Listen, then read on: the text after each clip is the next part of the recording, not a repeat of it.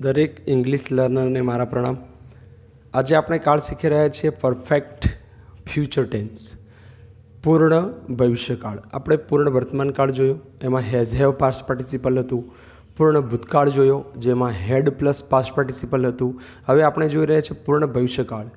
પૂર્ણ ભવિષ્યકાળ, ભવિષ્યમાં જે ક્રિયા પૂર્ણ થઈ ગઈ હશે એને પૂર્ણ ભવિષ્યકાળ કહેવાય। દાખલા તરીકે, હું તમને આવતીકાલે પૈસા આપીશ, આ સાદો ભવિષ્યકાળ છે। આને હું પૂર્ણ ભવિષ્યકાળમાં ફેરવું તો કેવું બને? મેં તમને આવતીકાલે પૈસા આપી દીધા હશે, આ છે પૂર્ણ ભવિષ્યકાળ। હું તમને આજે પૂર્ણ ભવિષ્યકાળ ભણાવીશ, આ છે સાદો ભવિષ્યકાળ।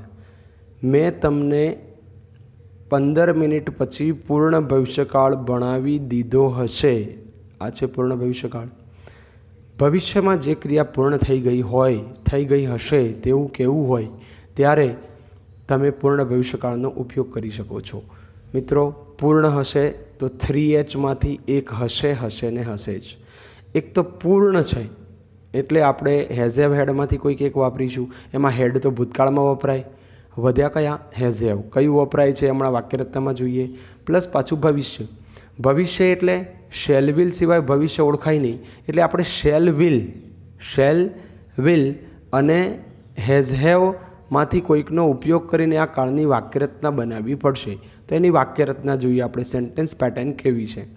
સૌથી પહેલાં અહીંયા લખ્યો છે સબ્જેક્ટ અને ઓબ્જેક્ટ દરેક વાક્યમાં હોય જ છે, અને એટલે એ એક્ટિવ વોઇસ છે। શરૂઆત શાનાથી છે? સબ્જેક્ટથી, એટલે એક્ટિવ વોઇસ થયું। શેલ અને વિલ કેમ મૂક્યું? કારણ કે આ ભવિષ્ય છે, ભવિષ્ય શેલ વિલથી રજૂ થાય। સબ્જેક્ટ પ્રમાણે શેલ કે વિલ મૂકવો। શેલ વિલ શું કહેવાય મિત્રો? સાદા ભવિષ્યકાળમાં આપણે શીખ્યા હતા, એ સિવાય મોડલ ઓક્ઝિલરી વખતે પણ શીખ્યા કે શેલ વિલ એ ભવિષ્યકાળ તો સૂચવે જ છે, પણ શેલ વિલ એ એક મોડલ ઓક્ઝિલરીઝ પણ છે। તો એટલા માટે કોઈ પણ મોડલ ઓક્ઝિલરીઝ પછી હંમેશા મેઇન વર્બ જ આવે। તો હેઝ હેવ હેડનું મેઇન વર્બ કયું? હેવ। ઓકે, નથી કહેતા આપણે ટુ હેવના રૂપો કયા? તો ટુ હેવના રૂપો હેઝ હેવ અને હેડ। તો હેઝ હેવ હેડનું મૂળ ક્રિયાપદ કયું કહેવાય? તો કે ટુ હેવ। એટલે શેલ વિલ પછી હેઝ હેવ હેડમાંથી મૂળ ક્રિયાપદ જ આવે ને મૂળ ક્રિયાપદ કયું કહેવાય? હેવ। માટે મિત્રો, પૂર્ણ ભવિષ્યકાળમાં હેઝનો ઉપયોગ કરવાનો નથી, માત્ર શું રહેશે? હેવ। એટલે કે શેલ હેવ, વિલ હેવ। હવે હેવ આવ્યું એટલે હેવ શું માગશે? પાસ્ટ પાર્ટિસિપલ, કારણ કે પૂર્ણ છે। આ પૂર્ણની નિયમ પણ સચવાઈ ગયો કે હેવ પ્લસ પાસ્ટ પાર્ટિસિપલ, અને ભવિષ્યનો નિયમ પણ સચવાઈ ગયો શેલ અને વિલ। તો શેલ હેવ, વિલ હેવ પૂર્ણ ભવિષ્યકાળના સહાયકારક ક્રિયાપદો થયા। હવે જો મારે આનું પેસિવ કરવું હોય તો આપણે શીખ્યા હતા કે દરેક પૂર્ણકાળના પેસિવમાં મારે માત્ર શું ઉમેરવાનું છે? બીન। અને બીન ક્યાં મૂકવાનું છે? હંમેશા પાસ્ટ પાર્ટિસિપલની આગળ। તો એની વાક્યરચના આ રીતે બની જશે। ઓબ્જેક્ટ ઓળખીને આગળ લાવવાનું છે કર્તા સ્થાને, સબ્જેક્ટ ઓળખીને કર્મ સ્થાને લઈ જવાનું છે, બાય મૂકવાનું છે, પાસ્ટ પાર્ટિસિપલનું પાસ્ટ પાર્ટિસિપલ થઈ જશે। Shall have, will have active વોઇસમાં સબ્જેક્ટ પ્રમાણે મુકાયો, પેસિવ વોઇસમાં ઓબ્જેક્ટ એકવચન છે કે બહુવચન એના પ્રમાણે શેલ વિલ મૂકવું।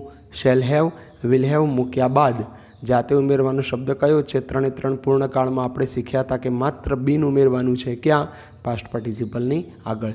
તો તમે સમજી ગયા હશો કે પૂર્ણ ભવિષ્યકાળનું એક્ટિવ વોઇસ ને પેસિવ વોઇસ આ રીતે થાય। એકવાર ફરીથી કહી દઉં છું, પૂર્ણ છે એટલે હેવ છે, હેવ છે એટલે પાસ્ટ પાર્ટિસિપલ છે, ભવિષ્ય છે એટલે શેલ વિલ છે। ક્લિયર? ઓકે।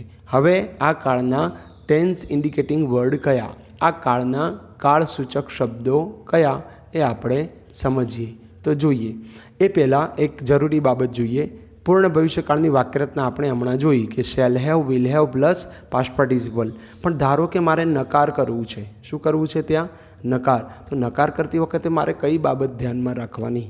તો સબ્જેક્ટ મૂક્યો, દાખલા તરીકે સબ્જેક્ટ મૂક્યા પછી સબ્જેક્ટ પ્રમાણે શેલ કે વિલ મૂક્યો, પછી શું લખ્યું? નકાર છે એટલે નોટ, અને નોટ પછી હેવ, હેવ સાથે પાસ્ટ પાર્ટિસિપલ, અને પછી આવે ઓબ્જેક્ટ। આ નકારની વાક્યરચનામાં નોટ ક્યાં મૂકવો? તો ઘણા મિત્રો ઉતાવળમાં shall have not, will have not કરી દે છે, પણ એ ખોટું પડે। એના માટે તમારે shall not have will not have મૂકવું પડે. તો મિત્રો પ્રશ્નાર્થમાં પણ એ ધ્યાન રાખવાનું છે કે ઉતાવળ કરી અને તમારે શેલ હેવ કે વિલ હેવ આગળ લાવી દેવાનું નથી. તો શું કરવાનું છે પ્રશ્નાર્થમાં માત્ર આગળ શેલ અને વિલ જ લાવવાનું છે, પછી સબ્જેક્ટ મૂકી દેવાનું છે, પછી હેવ આવશે, પછી પાસ્ટ પાર્ટિસિપલ, પછી ઓબ્જેક્ટ અને પ્રશ્નાર્થ ચિહ્ન. ઉદાહરણમાં જોઈશું એટલે વિશેષ સમજાશે. એના પહેલાં આપણે એના ટેન્સ ઇન્ડિકેટિંગ વર્ડ કયા એ સમજીએ.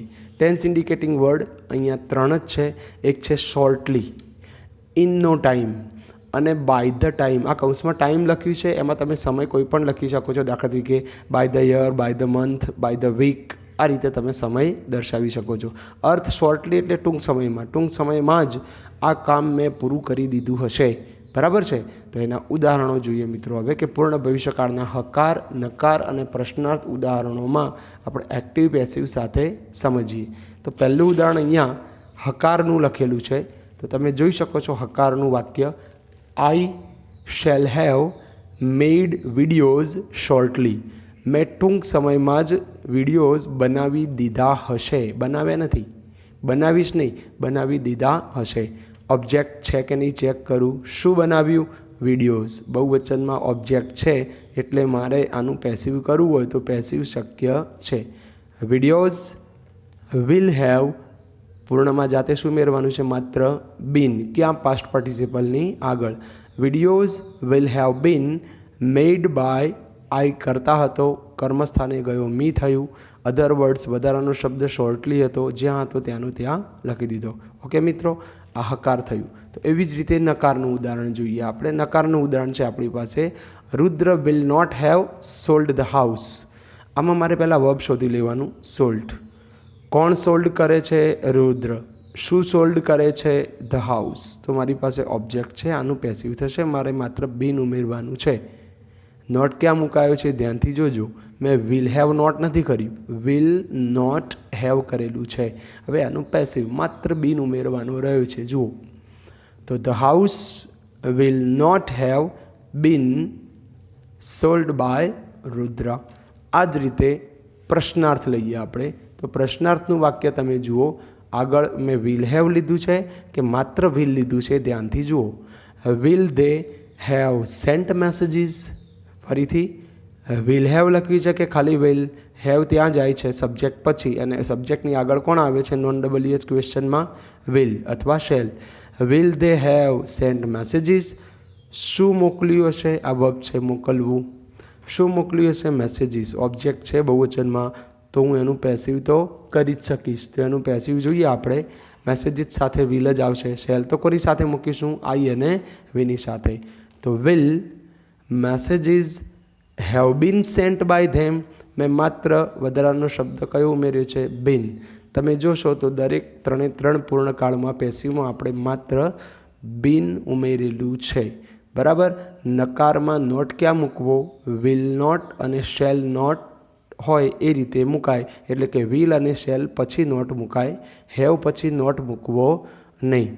પ્રશ્નાર્થ વાક્યમાં પૂર્ણ ભવિષ્યકાળની અંદર કર્તાની આગળ માત્ર શેલ કે વિલ મૂકવો. આ જ રીતે તમે પણ પૂર્ણ ભવિષ્યકાળના વાક્યો બનાવજો જાતે, અને 10-10 વાક્યો હકાર, નકાર, પ્રશ્નાર્થ બનાવી અને એની પ્રેક્ટિસ કરજો. તમે પ્રેક્ટિસ કરશો તો જ કાળમાં માસ્ટરી મેળવી શકશો. આશા રાખું કે તમને આમાં ખબર પડી હશે. કોઈ પણ ક્વેરી હોય તો તમે મને કોલ કરીને પણ પૂછી શકો છો. હું મારા અનુભવ અને જ્ઞાન પ્રમાણે તમને તમારી સમસ્યાનું નિરાકરણ આપવાનો પૂરતો પ્રયત્ન કરીશ. પ્રણામ.